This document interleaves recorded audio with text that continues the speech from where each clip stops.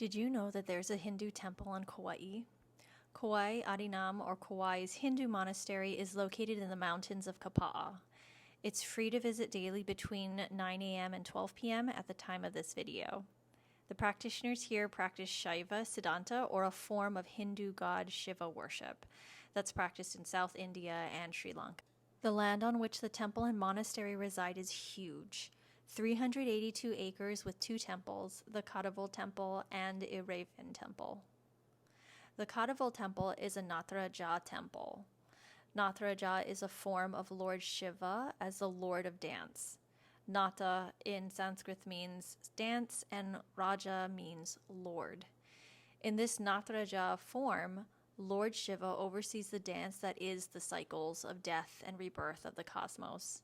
There are 5 powers that one finds within the dance. 1. Creation. 2. Preservation. 3. Destruction. 4. Obscuring of the truth to allow experience of growth and liberation. 5. Revealing grace. The Kadavul Temple was established in 1973 and is the site of daily morning worship and meditation for the resident monks. At the time of this video, you may participate in Shiva Puja or Darshan by reservation only through the temple's website. I'll link that below. I don't have photos or videos of the inside of the temple because I wanted to be respectful of the rules of the temple, but here is the outside.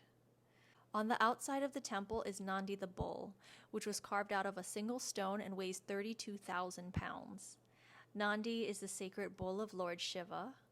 Nandi is the animal form of Lord Shiva's vehicle, as well as Lord Shiva's most devoted worshipper. At the Kadavul Temple, Nandi is seated and faces into the temple, a reminder of intense devotion and the power and strength that comes with patience. The second temple is the Iraivan Temple. Iraivan is the Tamil word for he who is worshipped. The temple was built as a result of the mystical visions that came to the previous lineage holder, Satguru Shivaya Subramaniya Swami, also referred to as Gurudeva. In these visions, Gurudeva saw Lord Shiva seated on a large boulder that was later found on the property. These visions inspired him to build the Iraivan Temple. The temple is closed to the general public and is unfinished. However, here's what I found from the temple's website. The temple is built from granite that was hand-carved by master stone masons in India before transport to Hawaii. There are 24 pillars that are carved with sacred and cultural symbols. The bottom of each pillar has a traditional form of Lord Shiva. The middle of the pillar depicts cultural and philosophical images, and the top of the pillar features sacred symbols and plants from India and Hawaii. You can take a virtual tour looking at these pillars on their website. I'll link that below. One of my favorite parts of the temple grounds was the meditation banyan.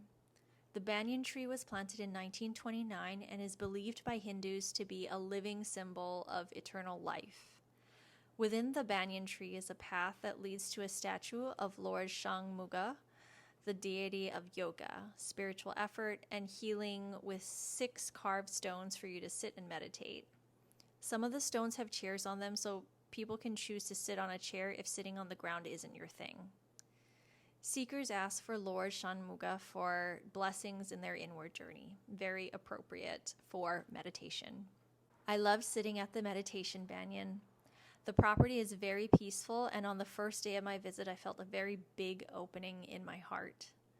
Aside from the mosquitoes, of which there are many on a tropical island, sitting in meditation was really nice. I would definitely go back there again to meditate and to participate in the Shiva Puja and Darshan. A couple of things that you should know before visiting the temple. 1. Observe the dress code. Traditional Hindu clothing is encouraged, however not required. No shorts, short dresses, tight-fitting yoga pants, t-shirts, or tank tops. Polo shirts and long shorts that cover the knees are okay. If not, there are pareos that guests can borrow at the entrance by the parking lot. 2. Bring an umbrella. Kauai is beautiful and green in part because of the rain. 3. Meals are not provided at the monastery. To complete your visit of the property, visit the sacred Rudraksha forest.